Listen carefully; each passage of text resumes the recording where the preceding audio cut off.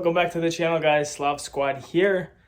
Today we got ourselves a headache of a project bike going on, a customer bike. I'm filming this after the fact, but we have a little Thumpstar in. Customer brought in, didn't start. And boy, if you guys want to see a headache of a bike with a lot of issues, a lot of trying to figure out what the heck's going on with this bike, a lot of crap wrong with this bike, and abuse not taken care of. This is no like diss to the customer because he bought this bike off someone. It wasn't running out already. Whoever had it before him did not treat it very well. So yeah, if you guys want to see me have a headache, keep watching to the very end. Got another little pit bike in the garage here. This is a Thumpstar 125. Doesn't start. I have to check for spark. I gotta check carb. I gotta check valves, timing. These are all the little things that I was told to check. So we're gonna start by checking for spark, and then we're gonna go from there. All right, so I've already taken the spark plug out, like so. And what we're gonna do, if you want to check for spark, the best way is just take it out like this, put the spark plug in the coil, you're gonna touch metal, and then you're gonna kick the bike over and see if it has spark.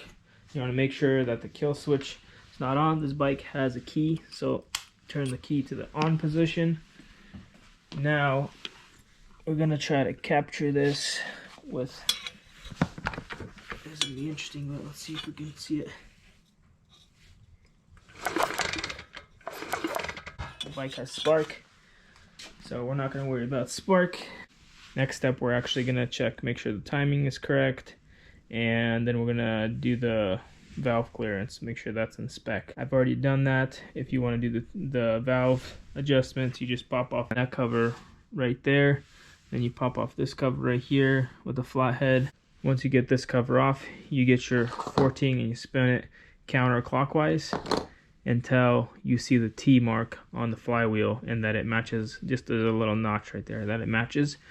And then you're going to pop this guy off. And then there's going to be a sprocket here, and there's going to be a little hash mark right there on the sprocket. The hash mark needs to match with the little notch that's in the side of the engine right here. That's how you set it top dead center. Then you pop off the intake cover and the exhaust cover. Take your feeler gauge. The proper spec is 0.003 inches here, 0.004 inches there. I'm gonna have a link in the description right above, and I've already shown it in one of my videos. You guys can check that out. I go over all the details, specs, and everything like that, and I show you how to do it step by step. So if you guys need help with that, just hit that video. I don't want to bore you guys with doing this process all over again. I did check the valves. This one was a little bit loose. This one was way too tight. I got it to spec, so that's good there. Now we've already pulled the carburetor out, and we're gonna take that apart and check it out. Has a cracked little spacer, no O-ring there. This was ripped. That was in the carburetor side.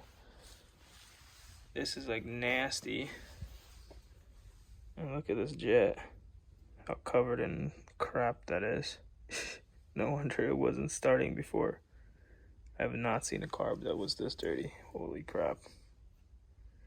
I don't even know if I could salvage this. I might have to get new jets completely or a new carb. So I've not seen a carb that was in worse condition than this. So much junk everywhere. I put a new ring here. It's used, so hopefully it'll seal, because that can be a problem. But dang, look at this bad boy. Y'all have never seen a more perfect jet.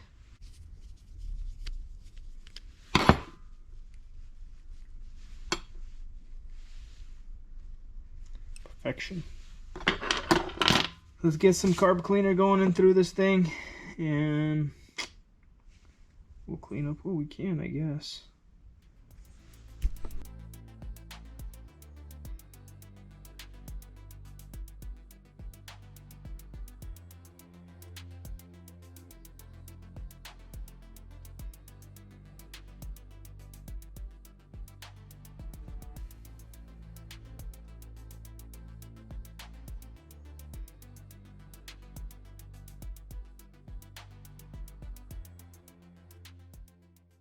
all back together.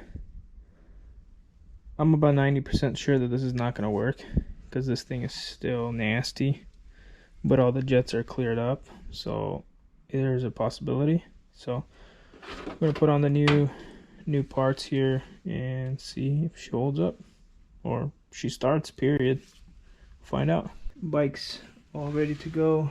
We got a new fuel line from the fuel tank to the carburetor because the one he had on there was this tiny little guy right there. It was all kinked and everything, so it wasn't getting that much flow.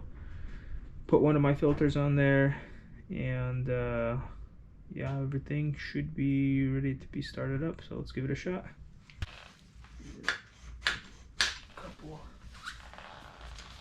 things of overhaul.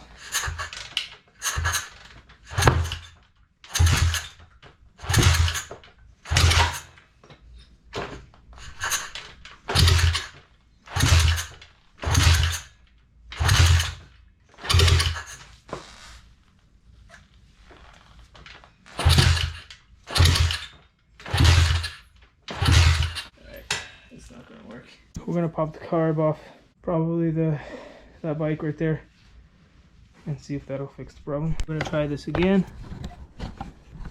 We got my carburetor off of this bike and the intake because this little guy's tiny intake, small holes and everything doesn't match the carburetor. So let's see if putting my stuff on there did the trick or not. So turn the choke up. Keys on.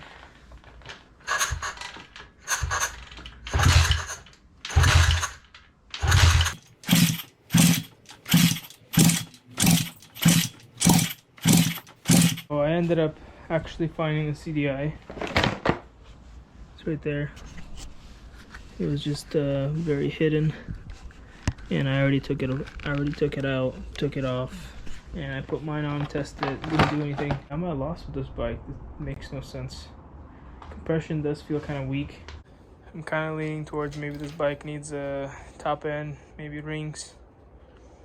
So I'll talk to the customer, see what they want to do. I'm gonna do a compression test just to find out. But nothing else makes sense. I went through everything. There's spark, CDI works. I took the CDI off this bike, put it on my bike. Started right up. Yeah, I don't know. Well, as you guys can see, the bike's no longer here, and I'm not going to try to leave you guys on some sort of cliffhanger just in case somebody is dealing with the same issue. What we ended up doing is a compression test on the bike, and well, it got a 35 PSI reading, which is terrible. Top end has to be done on that bike. So yeah, that's very unfortunate for the customer, but he decided he'd rather just go ahead and buy a new engine. It's like $300, so there's no point of trying to rebuild the top end on a cheap engine like that. If it was my engine, it'd make more sense because I'm the one rebuilding it, but for him, you're paying for time, for parts and all that stuff, and it's just it makes more sense to buy a new engine. And that's kind of the route I was pushing for him anyway, because that makes more sense. Y'all don't forget to hit that like button, hit that subscribe button, share it with your friends, and help us out, help our channel out. And we're going to do a lot more pit bike videos. So if you guys like pit bike videos, whether it's work or riding, there's a lot of cool videos in the future that are coming. So don't forget that, hit that subscribe button. Also hit the notifications button because we have a really cool video coming up in a couple of days, and we have some other cool videos coming up in a few days that we're going to start filming. So you guys are definitely going to want to see those. So till then, see you guys in the next video.